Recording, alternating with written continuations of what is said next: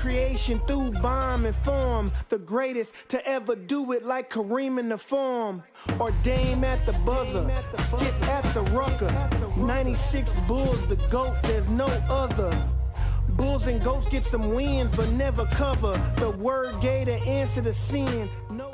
Hello, everyone, and welcome back to Behind the Plays, or for the first time, welcome to Behind the Plays. I'm your host, Davion. I also go by Davion_W. Links to everything I own are down in the description below. And once again, we are solo. This is my solo basketball adventure, and we are here on episode 2, where I bring you basketball news and anything I like to share via basketball love. It's Friday. I'm very happy to be here. I know you saw an episode yesterday. It's a little behind. It was up a little later. I accidentally scheduled it for today. I didn't realize it till 6 p.m. Everything else went up properly on all your streaming websites and all your anywhere you hear your podcast. But if you want to go ahead and leave a like, subscribe if you're new, hit that notification bell so you don't miss out, and definitely don't forget to share the video. I'd really appreciate it. You can join our Discord. Link is down in the description below. If you like anything sports, I do have a fantasy football leagues that I like to do, so I want to make sure we get as many people from the community involved as possible. I love it. Today we're talking trades. Every trade, I think there were 19 total trades done today, between today, this week entirely. Just an insane amount of trades. So we're going to go ahead and look through all of them. I'm not going to give a grade on the trade because I feel like that's stupid, but I am going to see how I feel the outlook of that team is and what I think that will do to impact the rest of the roster moving forward. And we're going to kick things off over in the West. Of course, we had we already talked about this yesterday. The Kyrie Irving, Markieff Morris trade. Mavericks get Markieff Morris, Kyrie Irving for Spencer Dinwiddie, Dorian Finney-Smith, a first-round pick, and 2 future second-round picks. We've already analyzed this trade, and we already saw one game with Kyrie Irving, and he looked great. The team moved very fluid. They looked great. This is the only trade that the Mavericks did do at the deadline, which I'm a little shocked about. They're sitting at 4th in the West, tied with the Phoenix Suns at 30-26. Only 2 games behind the Sacramento Kings and 4 games behind the Memphis Grizzlies for those couple seeds there. 8.5 behind the Nuggets, who sit very comfortably at the top spot. I think this is a great trade. The Nets, on the other hand, we thought they were keeping KD. As we know now, they are not, sitting 32-22 in the East. We'll talk more about that once the KD trade comes up in my list. I'll talk more about the Nets, but I think Dinwiddie and Dorian, I talked about them yesterday, a great pickup. This is a weird one I felt that was done on the 7th, was Dwayne Dedmon got traded to the Spurs. The Heat got cash. They got Dwayne, and the Spurs got Dwayne Dedmon and a second pick. Dwayne Dedmon was also released from the team, so I think they just traded him to free up some cap space or do a couple things, maybe get that second round pick for the team. I mean, no impact really. There's no change on rosters for both teams. Dwayne Dedmon wasn't playing much anyway.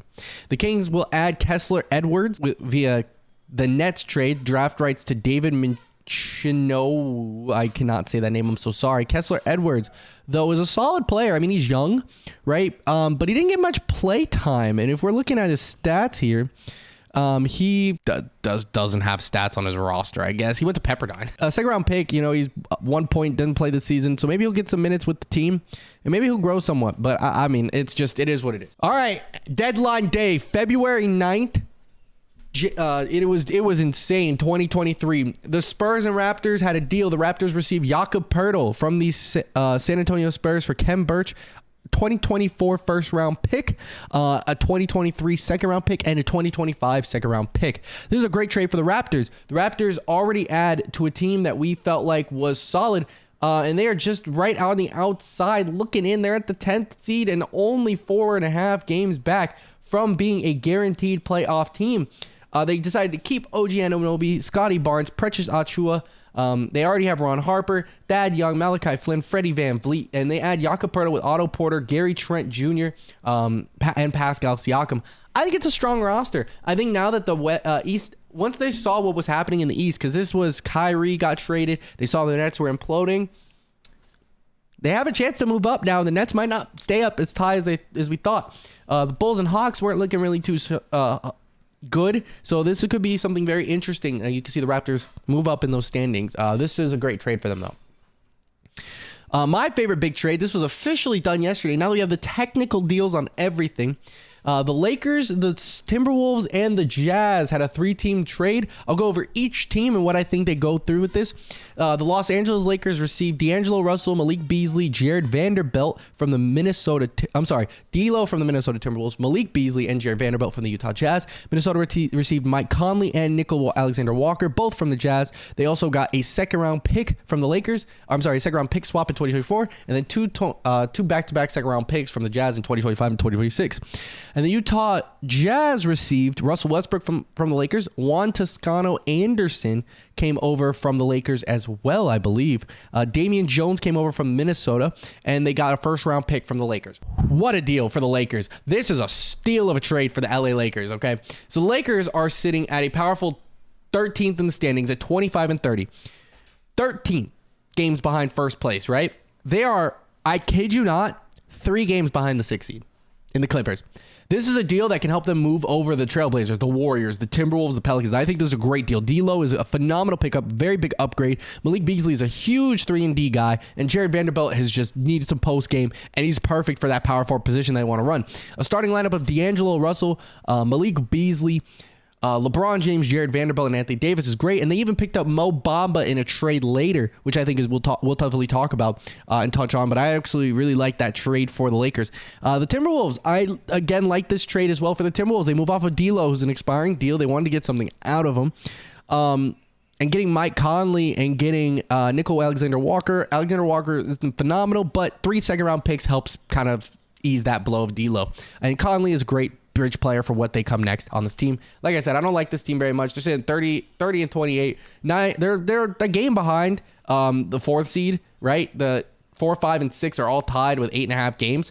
So it's just a matter of where the rest of that shakes up, because the 4th seed through the 13th seed are all separated by 4.5 games. So take that how you will. And if you want to go even deeper, the 4th seed through the 12th seed is all separated by 3 games. The Thunder are sitting at 12 with 11.5 games back.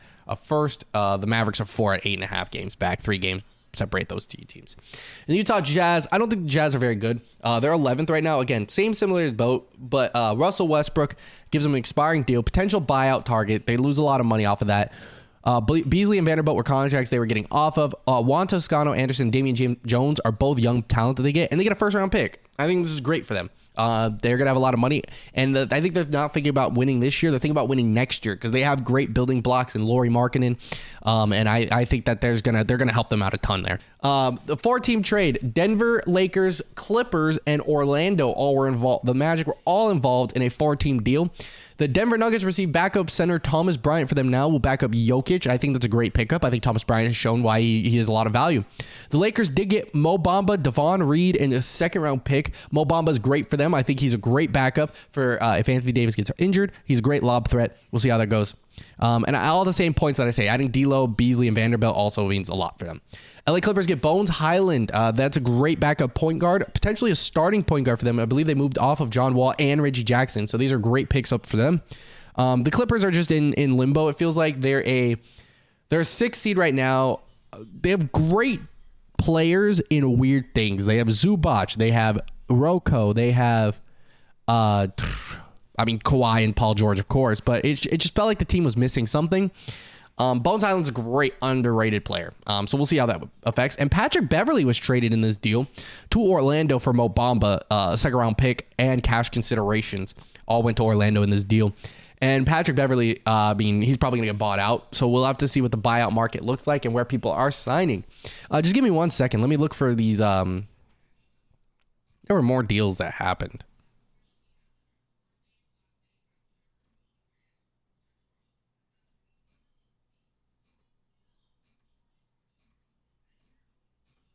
Here we go.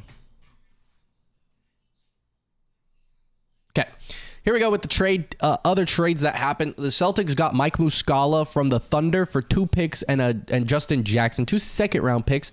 Muscala is a great shooter. We saw that against LeBron. We saw him play against LeBron in his record-breaking night. It was phenomenal. I think this helps the Celtics in every way, shape, and form. Mike Muscala is going to be just a shooter. He's just another guy. Justin Jackson wasn't playing. Muscala can be someone that actually makes a bigger difference, in my humble opinion. So we'll see how that takes them. But they were already the best team in the East, and that's just going to continue to rise. They're a game and a half above the Bucks, 4 games out from the Sixers, which is phenomenal. So we'll see how they keep it on. Speaking of the Bucks, were in a deal with the Nets and the Pacers.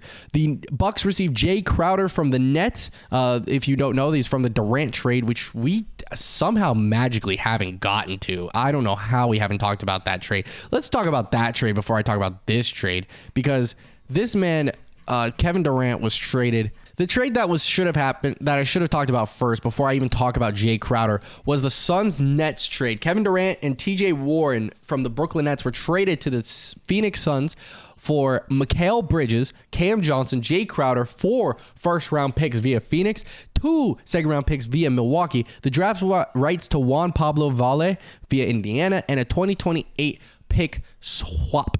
So, that's a big deal. The reason this is such a big deal is now the Suns are insanely stacked at their starting lineup. I think of this as the 2019 Warriors roster. We're going to look up the Phoenix Suns. I know their starting lineup, but who is sitting in the back wings? Mikal Bridges is gone. Cam Johnson is gone. Jay Crowder is gone. I think their first person off the bench is going to be potentially Bismack Biyombo or Cam Payne. All right, so they have a starting lineup of Chris Paul, Devin Booker, KD. It looks like it's going to be Torrey Craig and DeAndre Ayton. The rest of their team consists of Bismack Biyombo, Jock Landale, Damian Lee, Josh Okogie, Cam Payne, Landry Shamet, and TJ Warren if he gets healthy. It's not terrible, but I mean they're going to need some crazy help from that bench unit to do anything. And I think they're going to have to rotate stars and try to win games, but it's a rough situation. I'm not a big fan of it, and that it's just me. I think the Nets win. They won big time in this deal. Adding Mikal Bridges and Cam Johnson to a team with Spencer Dinwiddie, Cam Thomas, who's phenomenal. They add Dorian Finney-Smith to that roster. I think they're in a light rebuild. They're going to be really good next season. Mark my words. Jay Crowder was then dealt from the Nets after the deal to the Milwaukee Bucks. Jay Crowder is in a win now scenario. He's second in the East, and I think they are in a prime spot to win. And this was one of the first abundance of interesting times where the 5 second-round picks were sent, as the Nets received 5 second-round picks for Jay Crowder. The Pacers also received Jordan Nwora, Serge Ibaka, and 2 second-round picks in this 3-team trade. Serge Ibaka, however, is probably going to get bought out, and he will be sitting on another roster. I think Jay Crowder's just been phenomenal in his stretches where he has he's been to 2 NBA finals. You know, he went with the Bucks. No, not with the Bucks. I'm sorry, with the Suns, 2021, not last season, but the year before. And the year before that, Jay Crowder was also on another team that went to the finals. And I believe that team, he was on the Heat.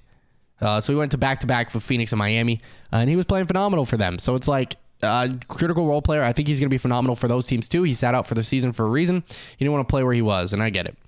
We already talked about Lakers swapping Bamba. Another big deal that I wanted to talk about was James Wiseman of the Golden State Warriors was dealt to the Detroit Pistons.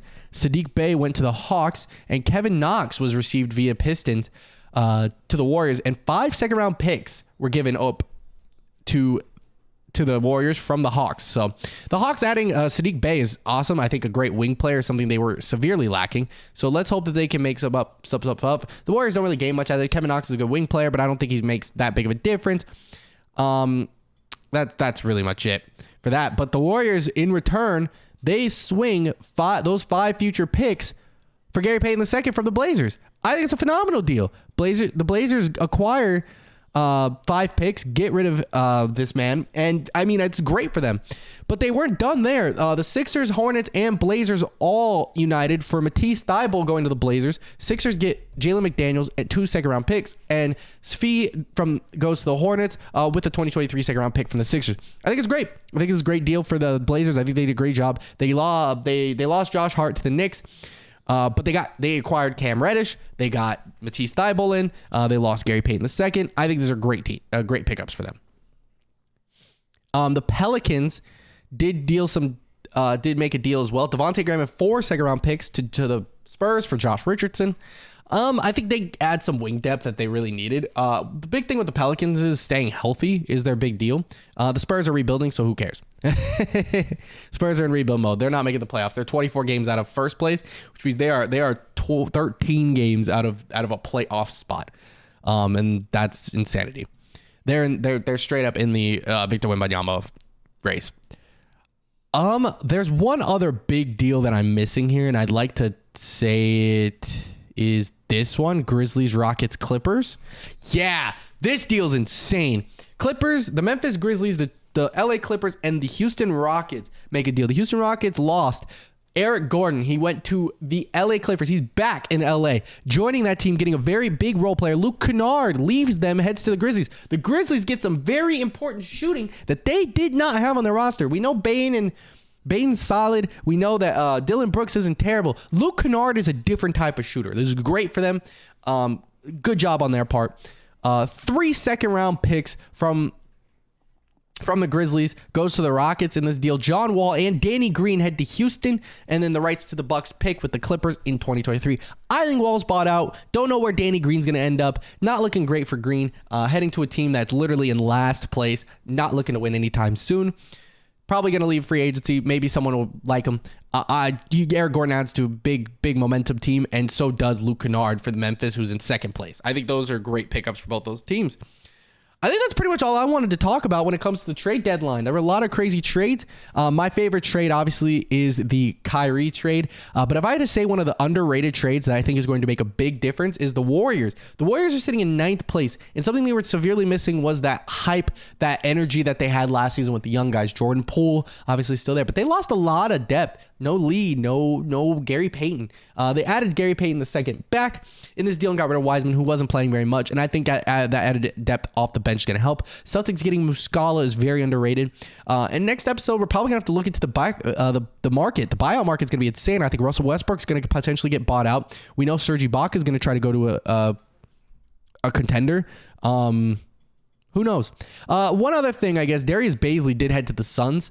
We didn't talk about it. They lost Dario Saric and they got Darius Bazley, which it's a great deal, but I still think their depth is really weird. But again, you're only going 7 deep in the playoffs anyway. We'll have to see how it turns out. Now my early favorite in the West, honestly, Denver is playing out of their minds. Suns look deadly as always. They're bumped up. But I think the underrated pickup is you watch the Dallas Mavericks win a basketball game last night with no Luka Doncic, and they felt like they won that game very, very handily. They didn't lose. They weren't losing at one point. Had to earn a little bit at the end, but it looked great. And Reggie Bullock looked good. THJ looked okay, and Kyrie looked phenomenal. You know, who really looked great was Dwight Powell. So I'm happy that some of those guys are staying on the team. I'm a little mad that the Mavs didn't make another move. I would have really liked to see them go pursue Jay Crowder in that situation. I think we could have put a pretty decent package together, and I'm surprised Ayton stayed on the team after wanting to leave this offseason. So we'll see how the Suns break it off this offseason. They're negative 50 million cap. That's why I hate it, but they look great. Last thing I want to touch on is we all talk about LeBron James and how he just develops his own teams. Can we talk about how Durant doesn't know how to not play on a super team? This man's played with how many superstars in the last 5 seasons? I just talk about it. 2018, Curry, Clay, Draymond, Boogie. Then there was freaking the Nets with Kyrie and Harden, and now we just had him. They had Blake Griffin, they had LaMarcus Aldridge. Now he's on a team with Devin Booker, Chris Paul, DeAndre Ayton. Hope you guys enjoy this episode of the podcast. Kevin Durant is that guy, though. We share a birthday, so I can't be too mad at him. Hey, go win your ring, young blood, but don't do it too hard because you might be embarrassed by Dallas a second year in a row, Phoenix. Have a great rest of your guys' day. Hope you guys enjoy this Friday. I'll catch you guys all on Monday with a brand new episode, dependent on what kind of news floats around the league. We'll talk some games. We'll talk some highlights. We'll talk some stuff. I won't have any graphics today. It'll just be me, myself, and I. You could probably skip through the video today to see a couple of things. But with that, I'm going to get out of here. Thank you guys so much for watching today. Like, subscribe, comment, and hit that notification bell. And if you're not on YouTube, make sure you hit that follow button and that heart or like wherever you're listening to your favorite podcast. My name is Davion. I also go by Davion OW. This has been Behind the Plays for Friday's edition. I'm out. Peace.